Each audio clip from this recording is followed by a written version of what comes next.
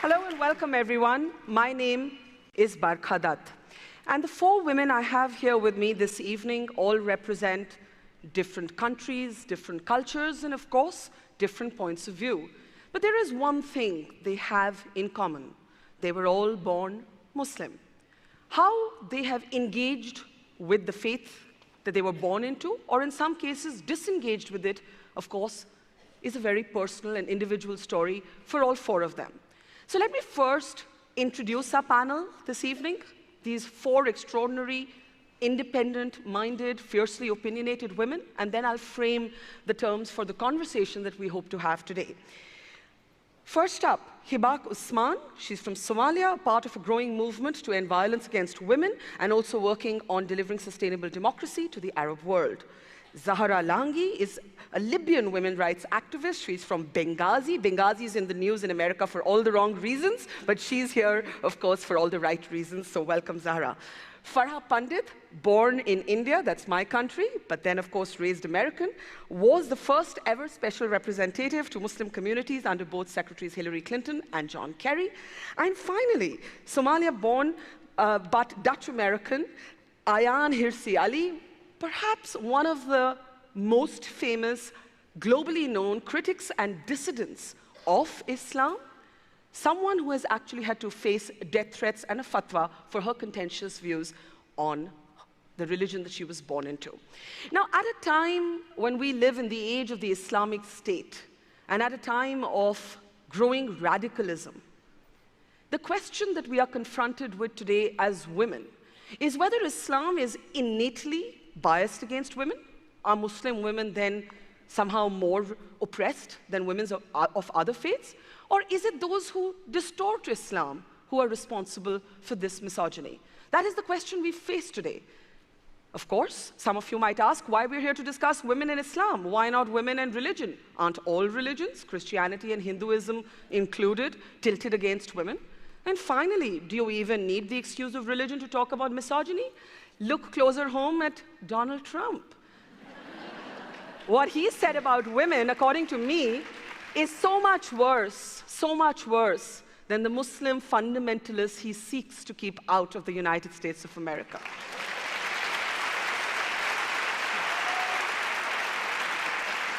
And that would naturally take me to my first question. I want to start with you. Correction. It was not only the fundamentalists he wanted to keep out, it was Muslims. No, I said so-called Muslim fundamentalists. Yes. And that's why my point is that you don't actually need any religion to display your misogyny in the brazen way that he has. And that would take me to Ayaan, because you have argued that there is something innately in Islam that is not just violent, but also leans against women.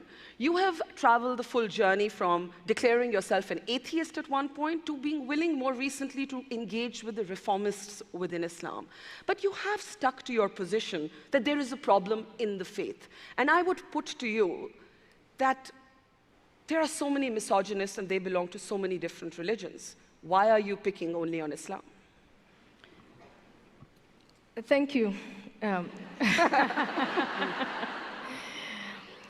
Any public relations person will tell you never open your remarks with statistics. And I'm famous for being disobedient. And so I'm going to do just that. And I'm going to take from a Pew Research, and Pew does this research on religion, and particularly in the Islamic world, year after year. In 2013, they had the following question. They have this question all the time, but here goes. Do you favor or oppose making Sharia law or Islamic law the official law of the land in our country? 72% of Indonesians, 99% of Afghanis, 82% of Bangladeshis, 84% of Pakistanis, 74% of Egyptians, and on and on and on it goes, these overwhelming majorities of Muslims who favor Islamic law. My position is, and has always been, let's make a distinction between Islam as a doctrine and Muslims as fellow human beings who are incredibly diverse. I embrace Muslims, but I reject Islamic law. I reject Islamic law because it's totalitarian. I reject Islamic law because it's bigoted, and especially bigoted against women. Where Islamic law becomes the law of the land, if these attitudes are translated into law, women will need a male guardian. Child marriage is reintroduced. You'll be disinherited. If you're raped, it's your fault and you get stoned to death. And we see numerous examples of that today. I reject Islamic law because it's inherently hostile to women. It is so bigoted. And everything we talk about in this conference regarding Islamic women, we condemn all of these practices, but we will not we will not eradicate these practices unless we talk about the principle, and the principle is enshrined in Islamic law unreformed. Aren't the orthodoxies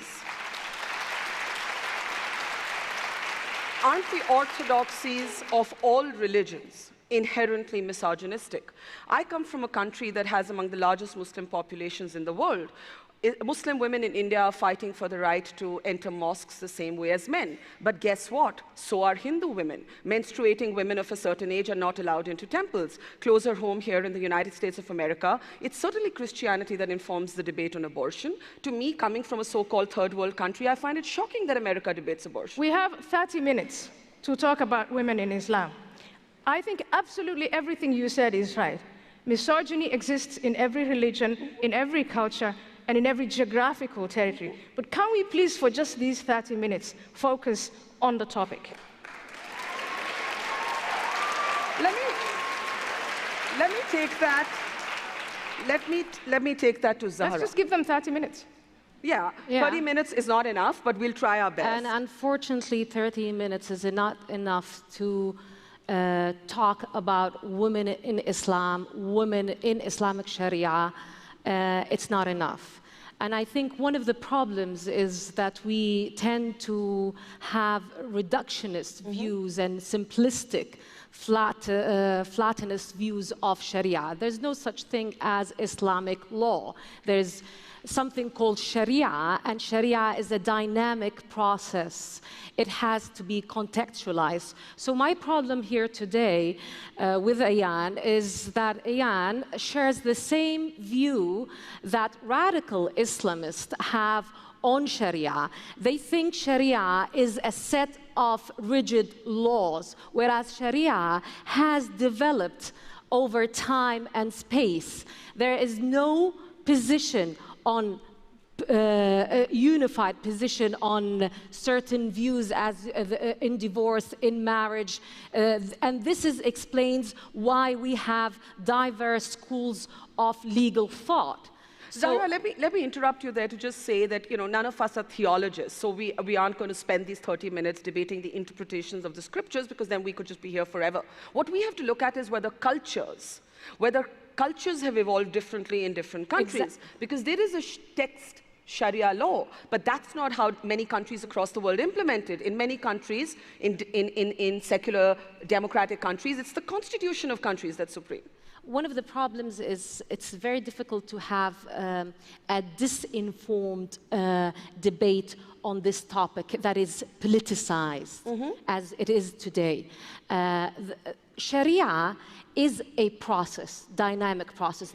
Sharia is not a text. We have one text that is the Quran, and we have ahadith, the sayings of the Prophet. So these are the scriptures. However, the interpretation and the misinterpretation as well has been what developed the whole Islamic tradition of Sharia and theology. So Sharia deals with laws, theology deals with matters that is related Zahra, let me put it to you like this. If you had to explain to Ayaan why you might be facing misogyny because you're a woman, but you're not necessarily facing misogyny just because you're a Muslim, what would you say? There's a distinction there. Yeah, I think gender intersects with several categories. It intersects with culture, religion, class, age, a lot of things. So there is misogyny. We are on the front line in our societies as we've been fighting for over years, and specifically the 5 last years, to ensure that there are human rights, women's rights in our society. We admit there is misogynies. However, we do not say that this misogyny is innately inherent in Islam. This misogyny is embedded in cultural customs. Quick interjection there before I bring Farah and Hibak in, Ayaan. You've been quoted as saying that if refugees are coming to this part of the world and bringing their misogynistic views on Sharia law, then they better just take a legal U-turn. That's what you've said on record. And people have said Ayaan Hirsi and Donald Trump are speaking the same language, and he's a misogynist. I mean, I don't even want to complete that sentence, what I think of him. So how do you feel like being on the same side as Trump? I've been doing this for about the last 14 or 15 years, and maybe I'm allowed a sigh. Well, it's my job to provoke, so. A sigh.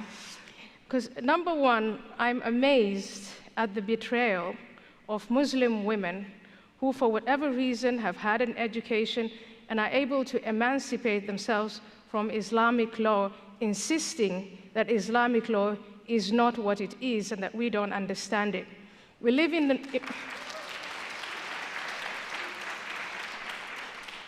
the information age. We are literate. Any of us here can pick up the Holy Quran and read the Hadith, and beyond that, because we live in this age of interconnectedness, we can take a look at the facts of where Islamic law is implemented, what it looks like for everyone, and typically what it looks like for women. So Saudi Arabia is a country that implements Sharia law. Women are not allowed to drive. They have male guardians. Their testimony is worth half of that of men. They are subjected to every possible humiliation that you can think of. Ayatollah Khomeini, in 1979, with a great deal of public approval, became the supreme leader. He implemented Sharia law, Islamic law. You know, one of the first things that he did, he reduced the age of marriage to 9. Everywhere where Islamic law is implemented, you have exactly that. How do they justify it? They'll say, they've said this to me, Muslim organizations. Who's the they? Those who are pushing for Sharia law.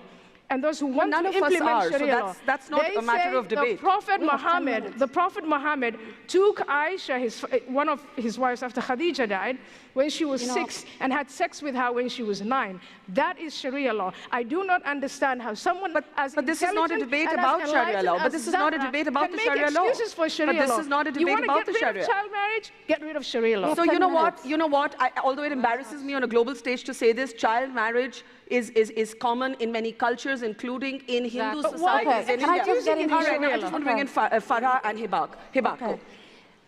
First of all, there's only 10 minutes left. No, 15, so don't waste time. Okay, I'm not going to waste time. Yeah, go ahead.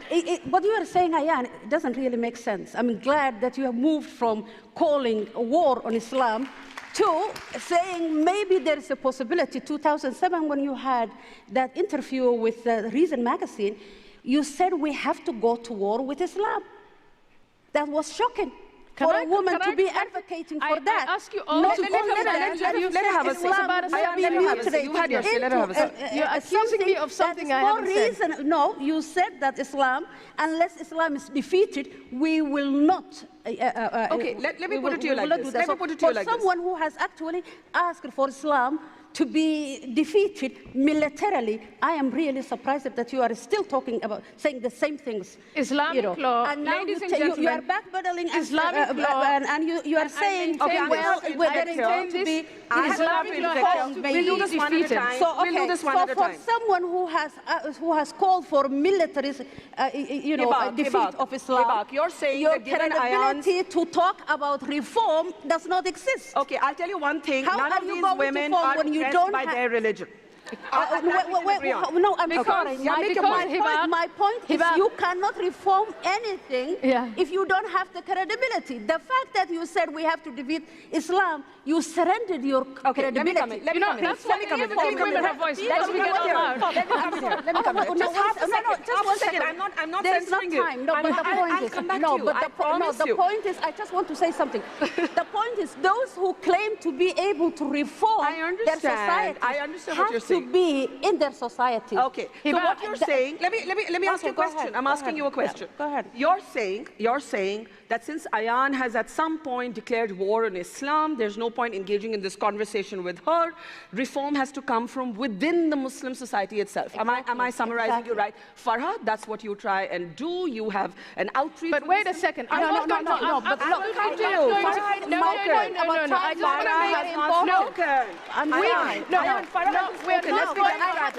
want to make you're not going to put words in my mouth. All right. Okay, hang on. Everybody hang on. Hang on. Everybody hang on. Ayaan, I have to be fair. You have to allow somebody else to speak. You have to allow someone who has spoken to speak. I will. Go for it. I have to make my point. Go for it. I'll come to you. But you can't say the prophet. Can we please be democratic and allow everybody to speak? You will have your turn. Farah, go ahead. Okay, I'm at this point unclear what the question is. Okay, my question is this. When you have such gaps in this conversation as we are seeing between Ayaan and Hibak, how does somebody like you who has served in administration reconcile what seem to be irreconcilable differences? And let me now argue this from Ayaan's perspective. Is there too much political correctness? Are we in denial about the roots of fundamentalism? And is that why we are potentially losing to radicalism? So there's a lot embedded in that, and I just give me a minute to sort of unpack part of it. The first is something really important that you said, which is Islam is not a monolith. There is great diversity within Islam. Yes. This is a religion that's been on the planet for 1,400 years. So it's important to understand that as you travel around the world, as I did, to more than 80 countries around the world, talking to Muslim youth under the age of 30 globally, you hear many different voices of what it means to be a Muslim woman. The most important thing to say is that for this generation that's grown up after 9/11, the millennials, the Muslim millennials, they do not want to be pigeonholed as one thing. And it is important that this audience and those that are watching understand and respect the diversity of Islam and understand that the journeys for all of these young women mean that they have to have their voices brought forward. And in the work that I did as special representative to Muslim communities, I was working at the grassroots, listening to what this generation has to say. But pick up the example of Saudi Arabia. Pick up the example that Ayaan raised about Saudi Arabia. Very particular, because you brought up countries in the Middle East, which are very important. You yourself brought up India, which is also very important. But Muslims in Muslim majority countries, as well as Muslims that live as minorities, are important. And they deserve dignity. Because a Muslim living in Germany is as Muslim as a Muslim living in Indonesia. And we must be fair, and we must be respectful of that. The second piece of this is, you talked about the politics of all of it.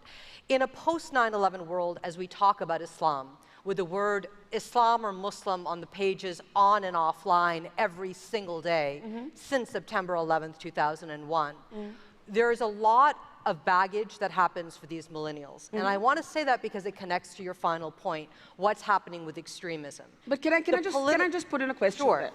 The question, because we're on limited time, is how do you deal as a state with countries like Saudi Arabia? There has been a great deal of skepticism about the United States not being tough enough on the rights of women, whereas in Afghanistan and Iraq, the rights of women have almost been used as one of the contexts for military intervention.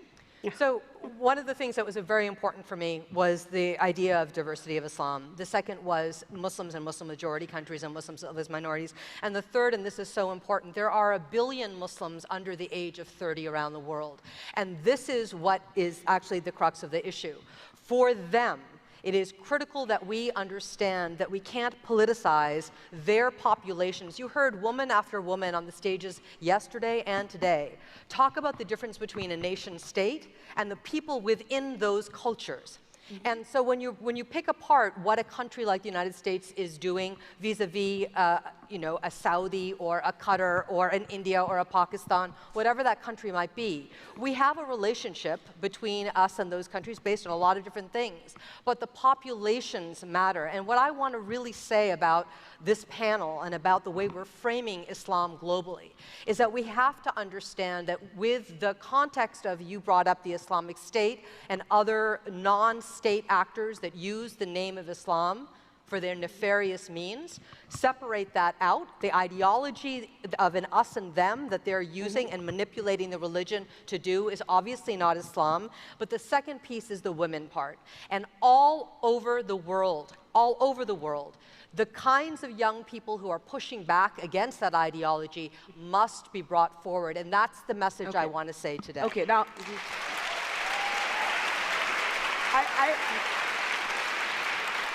I want to bring in Ayaan at this point, because what I understood from Hibak was that she believes that there's, you know, there isn't a dialogue possible between her and you, because you come from a war on Islam position, as she puts it. And there is that famous interview of yours, I think in 2007, where you called Islam a nihilistic cult of death.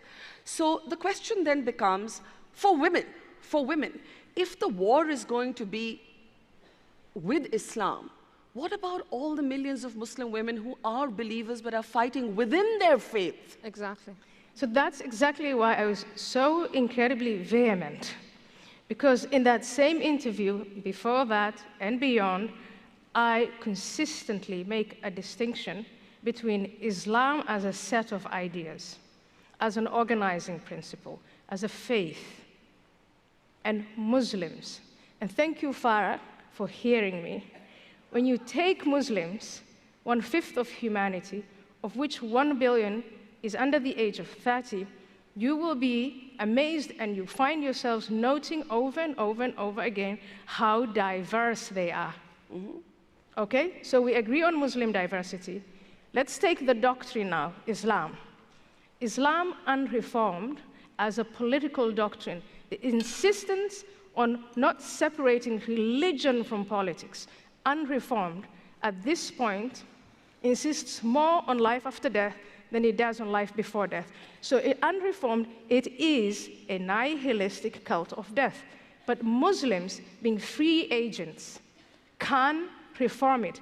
And Muslims being free agents, and this is what we've seen since the Arab Spring, and that's what inspired me to write my latest book, Heretic, is I'm seeing a growing number of young Muslims who from the inside reject some of the most basic Islamic doctrine. They want a separation of religion from politics. They're fighting for women's rights.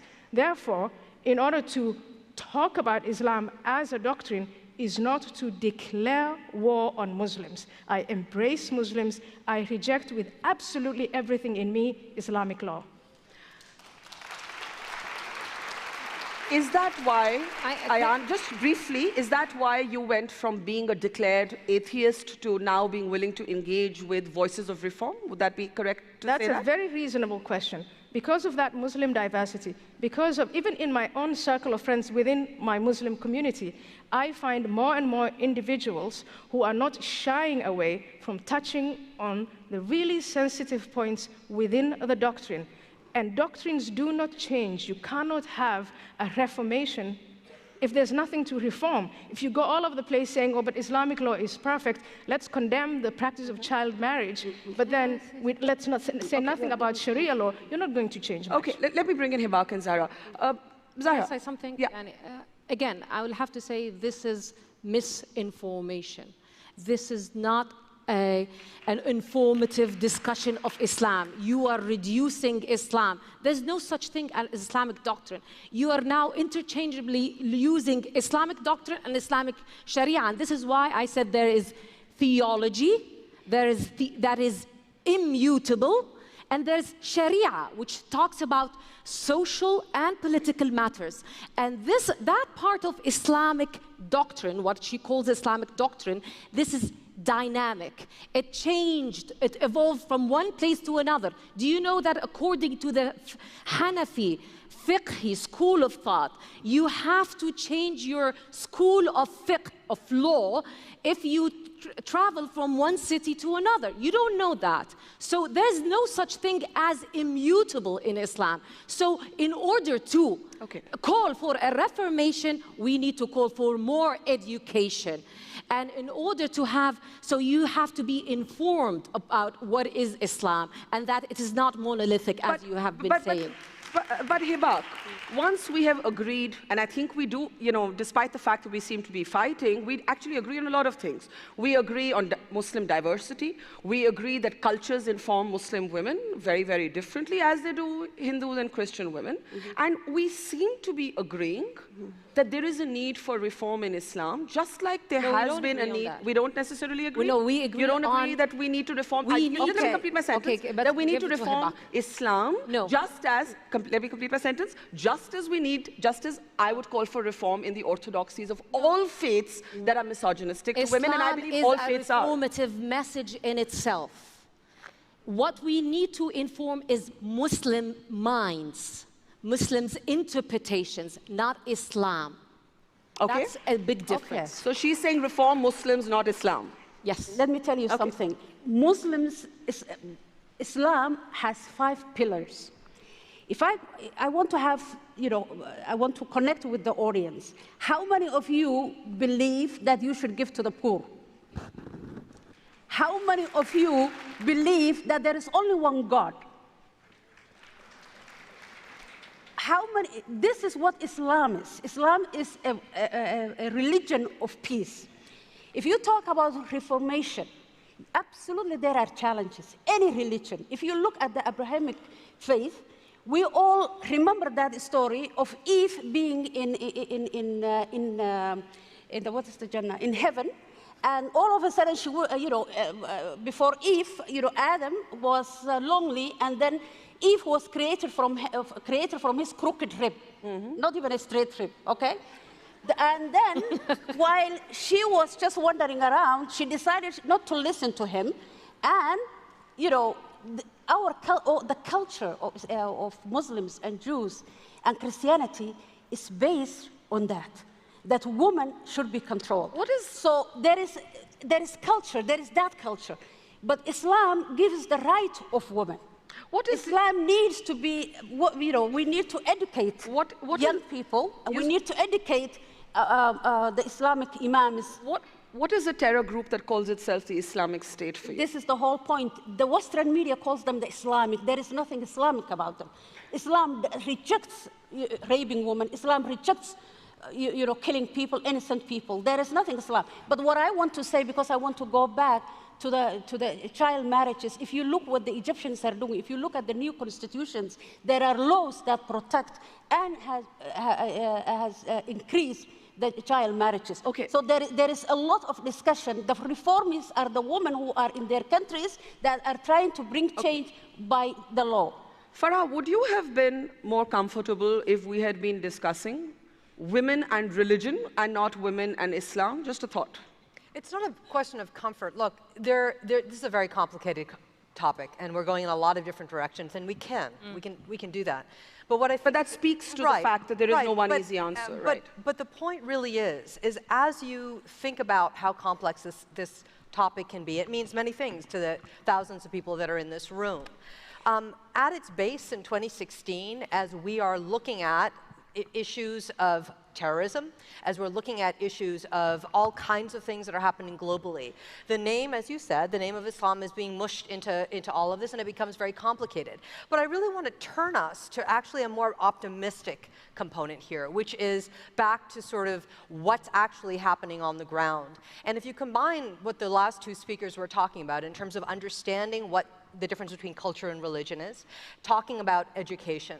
For me, as I saw vibrant, young, diverse, exceptionally passionate young Muslim millennial females around the world, they do not want to be held back by the discourse that's happening in the media.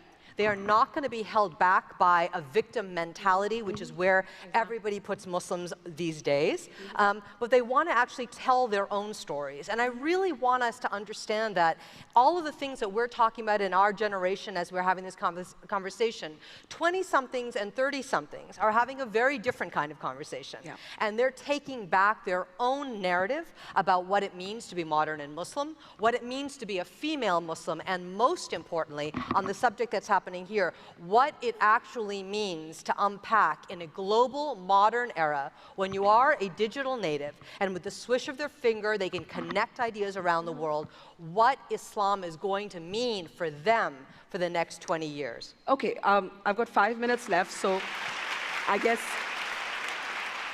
time for some final comments. Ayaan, there are those who would argue, especially from my part of the world, that gender is it's a global debate. It happens in different ways in different cultures.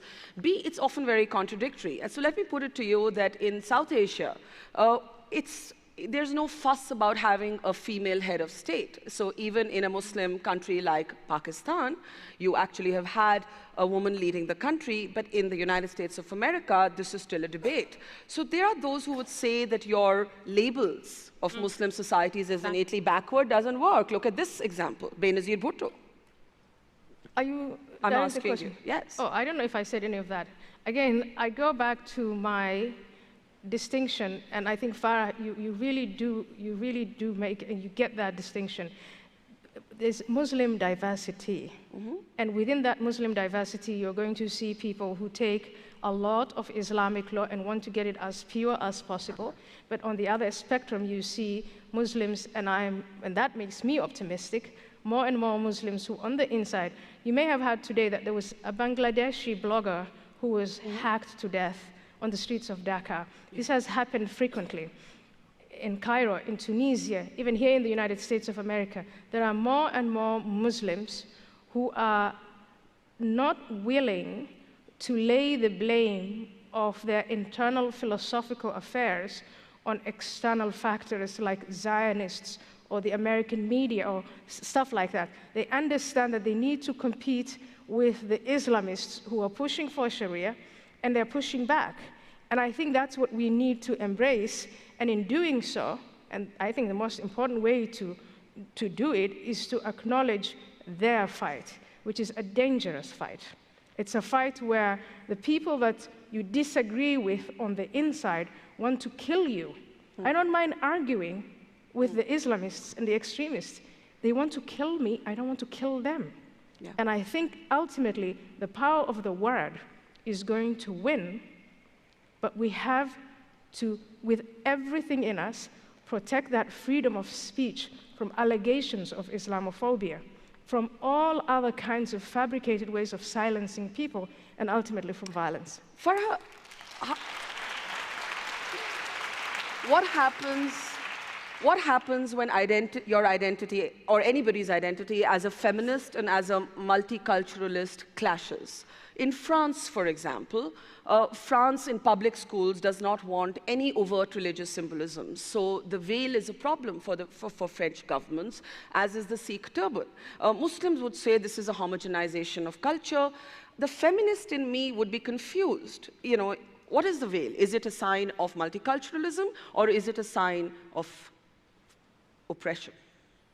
Look, I am not going to opine on what is the right way to express your own identity. The one thing that I absolutely know, and I want to hit home with this since we have a minute left, the one thing that is key for Muslim millennials is every single day since September 11th, 2001, they have been seeing the word Islam or Muslims on the front page of papers. And this particular generation is having a crisis of identity like no other because they are digital natives. This issue of what they look like, what it means to be Muslim to them, how they decide to act very openly or very quietly, is not a question that we have actually talked about in the media. nor have we talked about it and really understood the impact of that crisis of identity on the way extremists are able to recruit. So I leave you with this. Would you agree with the French, or you disagree with them? No, let me tell you, having spent a lot of time in Europe talking to the millennial Muslims out there, the expression of identity means many things. It is not just whether or not you're veiling or not, and I think it is very important that when we talk about this, we don't shortcode things to say Germany is right, France is wrong, Spain should do this, and America should do that. Okay. Let me just get Zahra. I want to ask both of you, what is the one stereotype about Muslim women that you face all the time that is so far from the truth of your own lives? Zahra. The first thing is that all Muslim women are one. This is a myth that we need to dispel. The other myth is that Muslim women are submissive, subordinate, and they are not, and actually not seeing that they are agents of change, that they are on the front line, risking their lives in order to advance women's rights. So the last thing these Muslim women need is that to push them to the fringe and to tell them that you have to lose your own faith, your own identity to be considered as progressive as we are. That's the last thing. So what's the one change you'd like to see in your society? I'd like to see more equality. I would like to see a reformation in Muslim minds up to the standards and highest principles of Islam on equality, on dignity. That's what I would like to see. Hibak, does human rights supersede religious rights? No. No? No, absolutely not. Why would you say that? Because Islam gives you all the rights as a woman that you need. You just have to understand it, number one. Number two, so the audience doesn't agree. It doesn't matter. The audience are from the United States and they like brands. They like people who really can say, well, you know, people who look like them, talk like them, and take their ideas. But the point is here, what I'm more interested we're in a very diverse New York City. You can be who you want to hear. There's nothing homogeneous I think here. what you asked about the hijab, yeah, I think the people who are pushing for hijab and the people who, you know, for women to put hijab and the people who are pushing her to take it off are the same. Because both of them are taking the right of women to decide what she wants to do. Those pushing it on and those pushing to take it off. Yes. I think we could agree on that. And I am out of time. I think we may have convinced you that there is nothing that you can stereotype on the basis of religion, country, and let's extend that courtesy to the United States of America as well. We don't want to be stereotyped. Let's not stereotype them. Thank you very much.